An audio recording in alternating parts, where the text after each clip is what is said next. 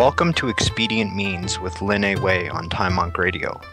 Lin currently resides in China and is the founder and head teacher of Guizhen Philocultural Society. He has extensive experience in Buddhist and Taoist meditation, Qigong, martial arts, and traditional Chinese medicine. To learn more about Lin, please visit his website at www.guizhenhui.net. This program is dedicated to exploring various facets of these teachings with hopes of making the knowledge more widely accessible. Hello, Lin. Thanks for joining us again on Time Monk Radio. Today's topic of discussion, you wanted to speak a little bit about hands-on healing? Yes. Thank you for having me again. All right. I'll kind of let you. I'll leave the floor to you for the moment, for the time being. Well, of course. Well, if you have points to bring up, or things that you are concerned about, just feel free to jump in. Sure. And I'll even ask for your own insight and comments on it. I mean, this discussion can get very deep, so we don't want to go too far, but we want to leave the listeners, you all out there, we want to leave you all with a little bit more insight into this type of practice. Well, I'm no expert by any means in this topic, but I'm sure I could ask the type of questions that beginners would be interested in hearing. That's good. So go ahead. What would be something someone would be interested in knowing? Let's start it off with the general question: what exactly is hands-on healing? Great. Hands-on healing. You'll have two concepts of it. One is where you actually place your hands on a person physically, touching their skin. And the belief is that you're generating energy into their body, transferring energy into their body to enhance their healing processes energetically. The other concept is that you're leaving your hands a few inches above the human's body. I say human because mostly it's done on humans, but people do it on animals as well, and trees and flowers and plants and whatnot. And then you're also... The concept is that we are also generating energy to transfer into that person or that thing or being to enhance their healing processes. So that's the general idea of what is actually happening. Can I ask why the hands in particular? Is it got to do with a certain energy point in the hands? Good question. In the Chinese medicines... how do I say this in English? The meridian, that's it, the meridian pathway chart. Okay, the meridian chart in Chinese medicine. The palm of the hands have a point. They believe it's the heart point, they say. Yes, the Lao Gong point. And basically that would be the spot where you would feel, or the person utilizing this practice would feel a lot of heat going to. And they'll start to feel that kind of sensation there, in which would turn their attention to saying or thinking, they can have energy emanating from the hands, and so on and so forth. So yeah, that would be one of the reasons why they would just use the hands in this aspect, in this respect. Now, some who don't have any Chinese medicine background will just feel the heat and pressure building up in the hands getting red, very warm, very thick. Sometimes they'll feel a thickness happening in their hands. Some will have white spots along their hands. Inside their skin, you'll see it within the redness of the hands. You'll see little white spots. These are all signs of energy flowing to that area in a more higher sense of vibration. I know in Tai Chi there's a point on the foot that we refer to as the bubbling spring, where energy is supposed to rise up from, I guess you could say, the earth. Yes. Is there any connection between the Lao Gong point in the hands and the bubbling spring on the foot? Very good. Such good. And here you were just saying basic questions. These aren't basic questions at all. I'm sorry. Is very important. This is very important because, in Tai Chi Chuan, we want to have a root. We want to have rooting. And the bubbling well point, in the Tai Chi Chuan methods that I learned, we'll call it one of the nails. We have 3 nails on the feet, one at the big toe, one at the heel, and one at the bubbling well point. Okay, so this is one of the nails, and that one really sets deep into the ground. We can really project our energy and develop our rooting practice by utilizing this point consciously.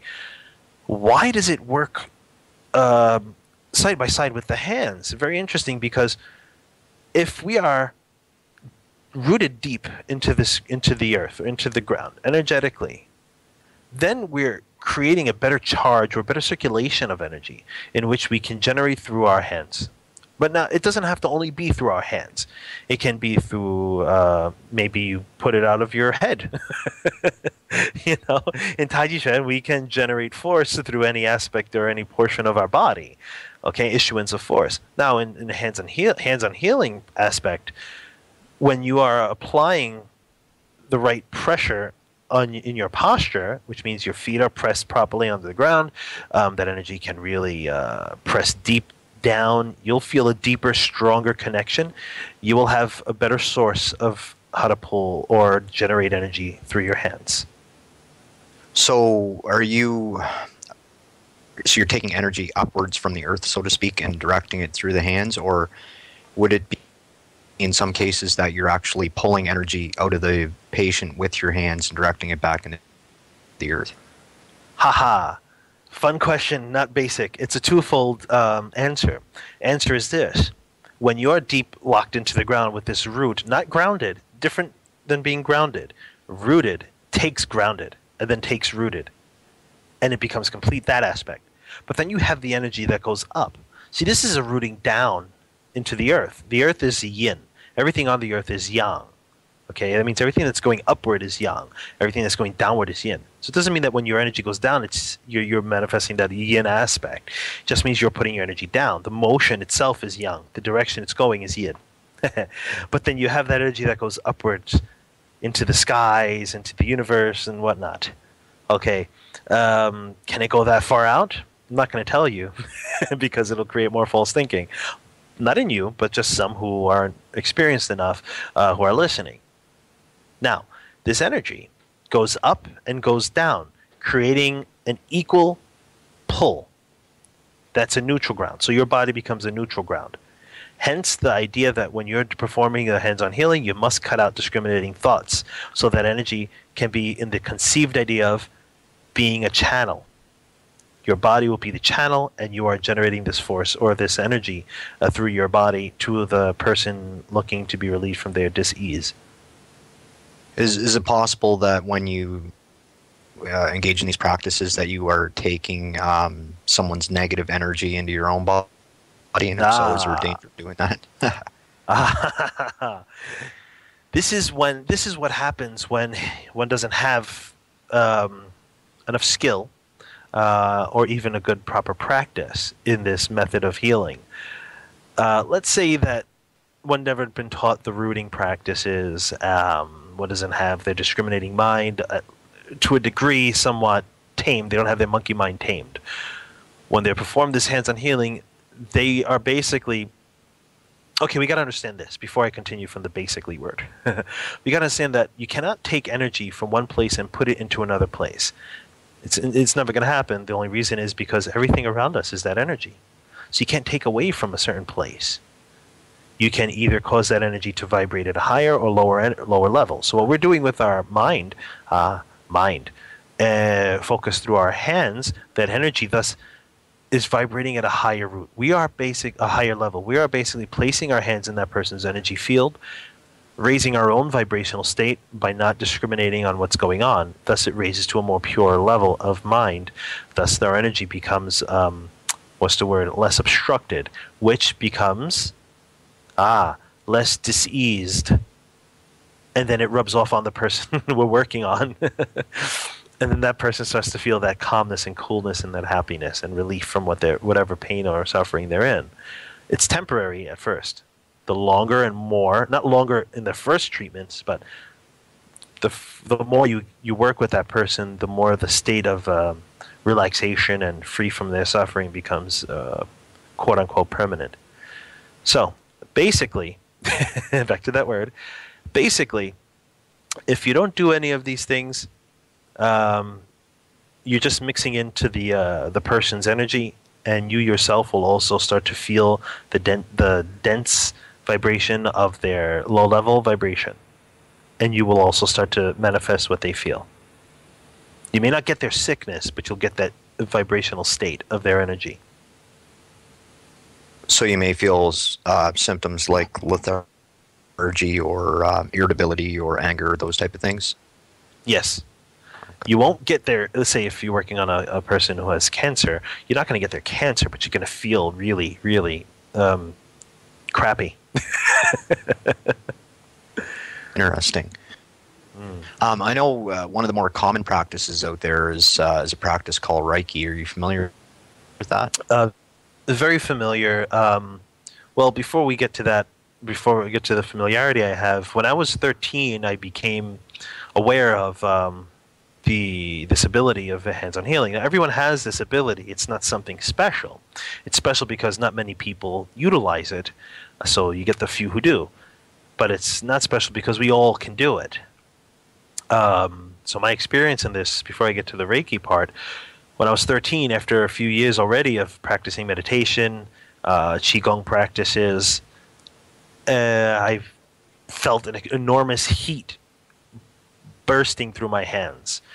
And I was curious. And that inner voice says, this is what you use on people who are sick. You place this over their body, on their skin, or above their body, and you concentrate on where they feel discomfort, wherever they tell you or wherever you feel. And you just keep raising their vibration by focusing on compassion, that state of compassion, state of forgiveness, state of selflessness. And it'll help to transform or vibrate higher their energy, thus in turn helping to relieve them of their sickness. I tried it on my mother, and she probably don't remember now. She had a little problem in her ovaries during the time, and she had told us before, myself and my second eldest sister, she had this, I guess it was a cyst or so on the ovaries or whatnot. It was like almost the size of a golf ball. And my sister and I tried doing, at that time we called prayer meditation or prayer healing. So we were sending her wonderful thoughts and good thoughts of love and compassion and healing, and trying to figure the placement of this tumor or whatnot, which was growing there, and try to shrink it. So we tried this for a few hours one night. And then a week later, I got that feeling in my hands about the healing energy of that energy. And I got that voice that says, this is what you do. So I told my mother, why don't you lie on the couch? And at this time, she was ready to go to the doctors to get a checkup and see how big this thing is. She didn't take any Western medicine. She didn't love medicine whatsoever, whether it was natural or unnatural. She just didn't take it. So she was ready to take all her pills back to the doctor and say, here's your stuff. I sat her on the couch for about 5 minutes. I said, you stay here. Let me try to do something to you. She's like, well, your father's downstairs. He's going to take me to the doctor. So you got 5 minutes. I worked on her. I felt what was in her. I actually felt it. I saw it. And I just kept my hand still right over her lower abdomen area. And I kept generating this force. I just kept imagining her energy just changing by stating nothing more than just feeling compassion for her. And not thinking of her, just feeling compassion for this living being. And imagining that this energy was going into her body and transforming or changing whatever it was I was feeling and seeing. She started telling me, oh my God, what are you doing? I feel you like you're in my stomach, like you're in my abdomen. What the hell? And I said, just quiet, let me concentrate. And I worked on her for about 5 minutes, and she got up. She said, I got to go. I said, but if you stay, I can do it. I can fix you. I can get it gone in another 5-10 minutes. I can fix you. She says, I can't. I got to leave. She comes back from the doctor's hours later. She goes, I don't know what the hell you did. I mean, she used different words than hell. I mean, she cursed a lot, in a nice way. I don't know what the hell you did to me, but the doctor said it's gone. It shrunk. Last week it was the size of a golf ball, and now it's gone. And I just smiled at her. I said, wow, that's so cool. Okay, great. Then I went back to my room, and I just, called my sister. I said, I did this to my mother, and now it's gone. And she goes, holy crap, that's great. Maybe what we did worked too, because we did a prayer meditation for her as well. So maybe that had more of an effect than the hands-on healing. I don't know. All I know is that at that time, this is the situations that came around. She didn't take medicine, and her medical documents show she had the tumor the size of a golf ball. After that time, I mean, it was gone. She never had any problems after that. She gave the doctor her medicine back, and the doctor was just like shocked out of his head. Anyway, at that point, I was 13 years old. I was very curious if there was any record of such things happening. So I looked through my father's bookshelves for his books. He did have a book on hands-on healing. I read about the first few pages, and I thought it was wrong. I said, whoa, this doesn't feel right. My intuition says, don't read any more of this book. I'm going to find the wrong information here. Don't even read the book. Contemplate the state and meditate. Do contemplative meditation. So that's basically how I made through all these states that I got. I just contemplated through it all. So I don't get taken by it by reading articles, books, magazines on it. That was just what the method worked for me. It's not going to work for everybody, so try not to follow this. I was curious, but I kept practicing, and I didn't do anything special for that ability. It was just meditating, and this is what happened. I would go to my friends when they hurt themselves, sprained their ankle, having asthma attacks or headaches or whatever it was, and I would say, "Ooh, let me try something on you," you know. And I would go and do this for them. And they thought I was crazy, but they knew I was a little nuts anyway because of what they found out in my journals, you know, about the things I've done and stuff. So they let me play around. And they were a little older than me too anyway, by 3 or 4 years. So in the middle of their asthma attack, the asthma attack would stop. They wouldn't need their inhaler, and they wouldn't have an asthma attack for probably about a month and a half until, a month and a half after, which they were shocked because they would usually have one every few days. So I treated them probably once or twice after that, and they never used their inhaler again. People with sprained ankles, back pains, I would use it. But that was from 13 all the way till even up to this point now. I'm 32 years old. So by the time I was around, by 20 years old I already had several years of understanding how to utilize the muscles, work on the muscles, massage, or what I found to be tuina, Chinese medicine's tuina. I learned through meditation and contemplative meditation, and I just did it. Like I was able to intuitively know how to move the muscles, how to turn the arms, how to work the joints to free the joints, and whatnot. Then I heard of the term Reiki. Now it goes to our Reiki point. Reiki, the characters, to say it in Chinese means Ling Qi, like Qigong, the name Qigong, Qi, Ling for spirit, spiritual, or soul, okay? In Japanese, the way translated into the English way was like a universal healing energy, which sold very well commercially. Well, I was curious as to how they did it. So I went to take all the Reiki levels. I took all the way up to the master teacher level, which was then, I think it was 1999. It was kind of easy. I mean, I was shocked that you could do it in workshops. I was like beating my head against the wall. Like, how the hell are you going to do this in workshops? But I was curious, and when asked why I decided to try Reiki, I said, hey, look, I've been doing this since I'm a young teenager, 13 years old, This is how I learned about it. I told them the story, and I said, I'm curious as to what methods you use. Okay, that's all. I told them straight up the truth. Whether or not I'm a believer is irrelevant. I said, I want to know what methods you use. I want to understand them. Okay, so I did the practices, did the attunements, did all that stuff, got all the certification for it.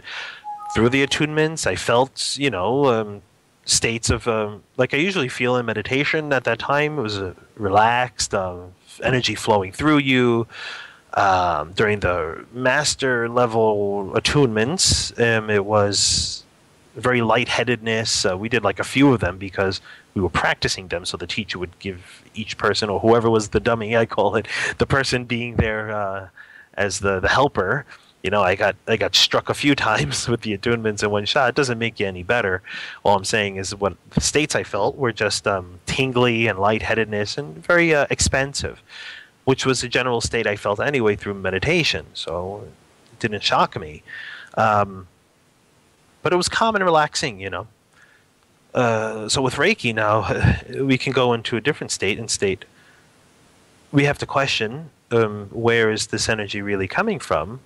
And when we are being the channel in Reiki, it's going through the creator of it, Dr. Asui. He's a very good man. Has his merits in what he does, and I'm sure he had his states of understanding how to utilize this straight up. And he found these symbols for it, and utilized the symbols as a ways of vibrating higher another person's energy, and your own when you're channeling energy through. Over time, I cannot speak for the early years of its passing down from generation to generation. All I can speak of is from the time period I became aware of this practice, from what I saw. And from what I saw was that people were selling it as something very simple to do, no big deal for it, and really, really selling selling the mannerism of compassion and naming Reiki, all these different things, all these different styles started coming out. And it really started to commercialize the practice. Now, did it have benefit? Yes, it does have benefit. But when we start not cultivating and only using a method as a crutch, it's not going to have as much benefit as it would normally have. You got to understand, the creator of the system, he meditated. He had practice under him. He had skill. So he's able to utilize this method very successfully, and those who came after him, his close successors or whatnot, they had skill to it because they had practice. But when you get someone who just wants to learn it in a weekend just so they can open up their own little shop and start doing Reiki in the back of their little, herbal tea shop just for an extra $60 a session at that time period, people will be wasting their money. So somebody's basically eating hamburgers and drinking 40 Jack Daniels every weekend, then going into the Reiki shop on Monday and trying to heal you. It's probably not going to be very beneficial, to put it in layman's terms. I mean, what I've heard about Reiki was that it's more powerful than Qigong and all that, and I let the teacher talk. She was a very wonderful woman. I mean, I really liked the woman. She was really sweet and nice. Not very old at the time, but she was, relatively probably my mother's age. But some claims of the Reiki practitioners is a little far out there, and I'll say it from my own experience, not from bias, and I'll say it not being biased or arrogant. I'm sorry if it's offensive, but truthfully, if you're not clear in your mind, you're not pulling any universal chi anywhere, and if you don't have any skill or any cultivation whatsoever, you're not getting anywhere except a nice feeling of warmth and calm. And though that's nice and beneficial, that's not going to be enough to fix somebody's hardcore sickness. If the person has practice, I'm sure they're going to do well. But if they don't have practice, they're not going to do very well. They'll get minor states here and there of feelings of heat, warmth, or flowing energy here and there. You need practice. And is it more powerful than Qigong? Sorry, it really is dependent upon the person. It's not the method, it's the person. Because I can give you a method to attain anything you want, but if the person don't have the way to get it, I mean, they don't have the skill, they don't have the practice, the sincerity, they're not getting anywhere. That method is garbage. I've seen Qigong practitioners, and I've seen people just practice Qigong, and even Shengong, which is not a possessive practice, it's a spiritual cultivation. Translated directly, spiritual cultivation. Do amazingly crazy things. Crazy meaning sticking your hand in a wall and pulling out. I haven't seen Reiki do that. I haven't seen Reiki put their hand literally into a person's body and do certain things to them, as I've seen people who do other types of cultivations do. But it doesn't mean the practice can't do that. It doesn't mean it's even necessary to do that. All I'm saying is it's really important not to start saying one method is greater than the other, because you'll put false thinking in other people's minds, especially people who don't know, especially people that someone wants to take advantage of and take their money from. No, I took all the Reiki levels, and I even taught it, but I taught it differently than how I learned it. I taught it where the person needs to meditate, where they have to understand how to stop the discriminating mind, or at least how to cultivate and investigate the mind so they can understand what's going on in their own mind. And then I taught them how to utilize the symbols of the Reiki symbols. And then I taught them how to utilize the Reiki symbols in a way where they are not dependent upon it, but they can understand why the symbols work, and then understand how to raise their own vibrational level to that point or higher.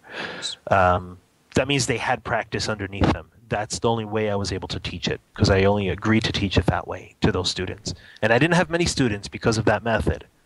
I taught in the Academy of Natural Healing in Manhattan, which was run and owned by Lewis Harrison. And in return for teaching there, I also studied with him. And that's how I met my Tai Chi teacher. He took my hands-on healing classes, and I took his Tai Chi classes as an exchange. And after that, we became family, him and I. And Lewis, I haven't spoken to him in a long time, but if anyone's out there who wants to research Lewis Harrison, good guy, really, really smart guy. He knows what he's doing.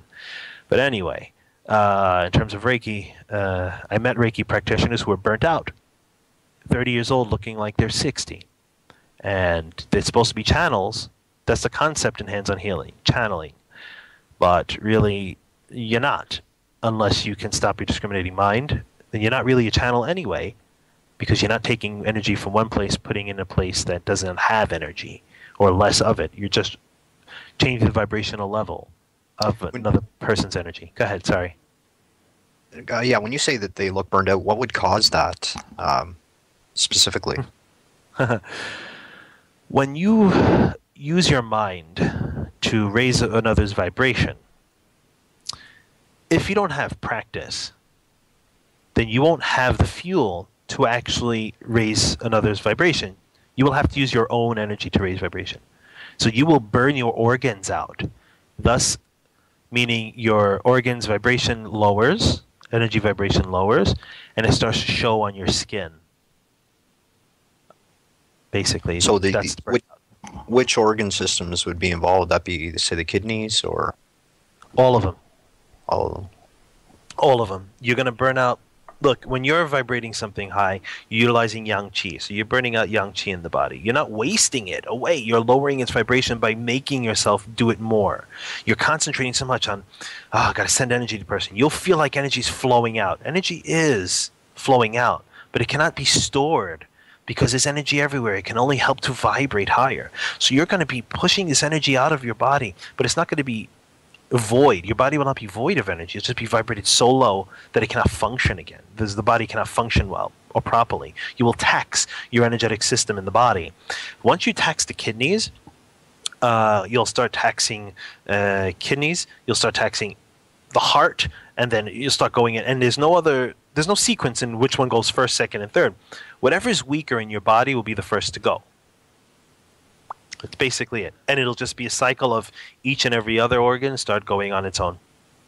So is meditation and cultivation, would that be the key to prevent that, or is there other different methodologies? Yes. There are many methods.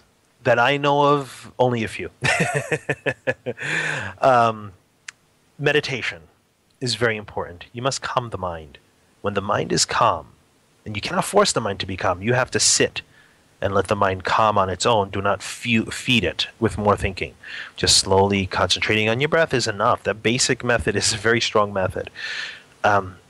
When the mind is calm and there's nothing obstructing you, there's nothing taking your energy away. So if nothing is draining you, then you have a high vibration. Your vibration is low, you feel drained. When your vibration is high, you feel full. So sitting meditation or qigong practices of standing and sitting and walking and lying down and whatnot, these things help to raise your vibrational level. Some people call it as though they're pulling in energy. Yes, you are pulling in energy, but you're pulling in energy in the mannerism that it is vibrating your energy higher. I'm speaking in dualism here because in truth there's no separation. But for the sake of focusing on what we're talking about, we're going to say that you are pulling in energy to raise your vibrational level. Okay, but remember the statement here is that things are not really separate. Okay, due to our own false thinking, we experience states of separation. And that's going to go into something else totally. So let's just stay on this simple idea of hands-on healing for now. So do you actually have to touch the patient? Or I know the answer. I'm just kind of rhetorically asking the question. But is it more efficient to touch the patient, or should the hands be a couple inches above? Or I don't know. I've heard an expression too. Yeah. Oh, sorry, I was just going to say I heard an expression where intention goes the chi chi flows. Chi flows. Right. Now, it depends. I mean, it's all conditional. If the person, is feeling very painful, you don't want to touch them because you're just going to insinuate more pain. You're going to cause more pain. So you don't put your hands on them physically. Even lightly touching them may make them feel uncomfortable, so you don't. Maybe they don't feel any pain at all, but they feel discomfort deeper inside. Maybe you have to touch them to create a better connection with their nervous system, okay, to let them feel the state of comfort, that there is something hugging them, embracing them. That calms the mind, calms the nervous system, calming the body. Then it's easier for a specific mannerism of that healing to take place. It's really dependent. You got to feel intuitionally. You have to feel that intuition. It's really dependent upon the condition and the person. Would you be able to talk about any other instances where you've used hands-on healing to help people? I'm not going to say the name of the person, but I'll say one of the bigger, more complex situations I was in. I had a family friend. She had stage 4 breast cancer at this time, and she was at this point ready for anything that will help her feel better. She was a very tall woman. She was very, it's not heavy, just thick. She had meat on her bones. But after all the chemotherapy and the Western medicine treatment, she got really skinny. She became so skinny, it was unbelievable. I think I was about 16 and a half, 17 years old. Possibly around that time period. It could be around 18. But it's just around my mid to late teens. She had lost all her hair. She couldn't hold down any hard food, and even baby food was hard to digest. She had no energy. She couldn't do anything. She could barely walk. She already had one of her breasts taken off. Cancer spread up through her spine into her brain. She was ready to go. Doctors had given her, only a month left or so at the time I saw her. So I said, look, we can try this, but I suggest you match it with vitamins and health, a healthier diet. At least try to have a healthier diet. So she would drink. I suggested, and my father suggested, Gary Knowles. Dr. Gary Knowles, Gary's Green Stuff, which I used to love when I was a teenager. It was all vegetables that you need throughout the whole day in powder form, non-processed. It's very healthy for you. It still is. So she would drink it, but she couldn't hold anything down, unfortunately. So I seen her. I said, let's try. Let's just give it a shot, So we worked for about an hour, the first treatment. All I felt was a void. All I felt was everything I was giving her went right through her. Not to mention that she did have a hole on the side of her chest. It was part of her surgery. The cancer was eating her skin. So she was in constant pain, and she was trying different types of therapy. So I was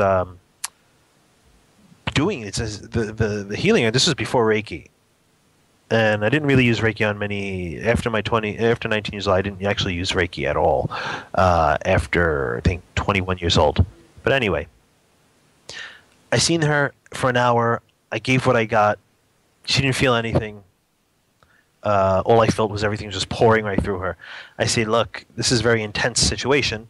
Let's keep going. Okay, let me just try. I know something can help you. I'm not giving up. So we try a day later. What was it? 2 days later, I went to see her. Another hour and a half. Nothing. Third day. 2 days later, I went to her again. Nothing. She just felt the same. Didn't feel worse, but she just felt exactly the same as she did before I showed up. The second week, the same thing happened. Nothing. The third week, I did the treatment on her. After the treatment, or during the treatment, I actually felt like something didn't leak out. It's staying in her body. Or whatever I was doing seemed to have some type of effect. She got out of the treatment. She said she feels comfortable this time. She didn't feel great. She just felt comfortable, like relaxed. She couldn't feel relaxed at all throughout any of the other treatments. She felt tense, frustrated. She wanted to leave, but she wanted to give it a shot, and she was just going through torture. This time she felt okay, at peace with it. I said, great, maybe it's a start. This is the first time I'm actually doing something this heavy, this intense. So let's do it again in 2 more days. I come back. I gave her another treatment. She woke up bright-eyed. She felt great. She didn't feel like she could run a marathon, but she felt relatively better. The following 2 days, I gave her another treatment. You know what happened? She was actually able to eat and not throw up. She didn't feel like she would stumble down. You know, she could walk a little bit straighter. She was actually able to hold her food down. Then I see her a final week, and then she started feeling relatively better. She said she went to the doctors the day before I went to see her, the last treatment of the month. They said the doctors were surprised she's still alive. They said she should have been dead already. So she says she wants to continue the treatments with me. She thinks it has some type of benefit. But I wanted to teach her how to do some meditation on her own so she doesn't need me there, just in case I can't make it or, it's inconvenient for her. So I tried to show her a little meditation, some practice. She really tried to do it. I didn't get a call from her the following few days. And I heard from her family that, her husband or so had requested not to let me see her, that he wants her to do the regular Western medicine treatments. Of course, he was a medical doctor. So I didn't see her for like 2 months. Finally, she calls me, "Come back. I felt the best when you were working on me. I actually was able to eat, and I felt more alive, but I wasn't 100%. I just felt so much better, and I think that's worth something. So come back and treat me." So I came back. This time she said the cancer got worse. It spread through her spine even further. It spread through her brain even further. It was really getting really bad. The doctors were surprised she lived this long, but they don't give her very long. So this time I said, "Are you doing any of the nutritional stuff that I suggest?" She says, "Oh yeah, and I'm still able to hold it. But we did chemo and I just throw up now, like crazy, but at least I can hold the food I eat. But I do throw up once in a while now, and it's really annoying." So I treated her again. I treated her for a whole month, I think every other day for a whole month. And that whole month, believe this or not, it's okay, she got thicker. She started eating more solid food. She called in her job and said she's ready to come back to work. She was running up and down the steps, washing dishes, holding groceries, going to the grocery store on her own. Her hair was growing again, and she had color. She had mass. She almost was ready to drive again, and she was so ready to go back to work. And she stopped her chemotherapy once I started treating her. That after the 2 months I didn't treat her. She stopped her chemotherapy against her doctor's wishes. So maybe it was the chemotherapy treatment she didn't take that really helped her energy system out, which I hope that was the case too. I'm sure it was, because chemo can really hurt you energetically and cellularly. Anywho, I got a call after that month of her doing so amazingly awesome that I was not to see her again for any treatments. She went right back to the chemo, and I never heard from her again. A month later, I heard that she had passed away. The chemotherapy was, they did a more intense chemotherapy on her. So she didn't make her cancer. She didn't make it through. But, hey, maybe if she did stop the chemo 100%, maybe she would have gone a little bit longer and maybe found more other methods than the hands-on healing to help her out. Who knows what the case was? All I know is that was what I experienced with this type of situation. That kind of raises a question of, how effective is it going to be if someone's karma is blocking the way? I think I heard Dr. Jerry Allen Johnson once quoted a Chinese doctor who said, sometimes when the house is collapsing, it's better to just let the house fall down than to try and keep rebuilding it. Your questions were never basic in the beginning, and they're definitely not basic now, man. I'm sorry. Oh, I'm saying not for me, generally. I love it, though. Karma is such an important role. It has such an important role in this situation. It's not even funny. If the person does not have the karma to be healed by any means whatsoever, they're not getting healed. Well, no matter how compassionate, how quote-unquote spiritual, how natural, how wonderful the medicine is or method is, they're not getting healed by it at all. The person didn't have the karmic conditions to maintain the practice that I was giving her. Perhaps she would have actually been able to turn everything around. I believe it. I mean, I've seen other things happen on other occasion that was quite amazing to me, let alone would be to a medical doctor. So all I can tell you is karma is very important. If the person don't have the conditions to get healed, they're not getting healed. They may get temporary fix, but they're not going to get healed. So yeah, sometimes it's just better to let the house collapse. So if people wanted to experiment, sort of experiment with these methods, what would you recommend?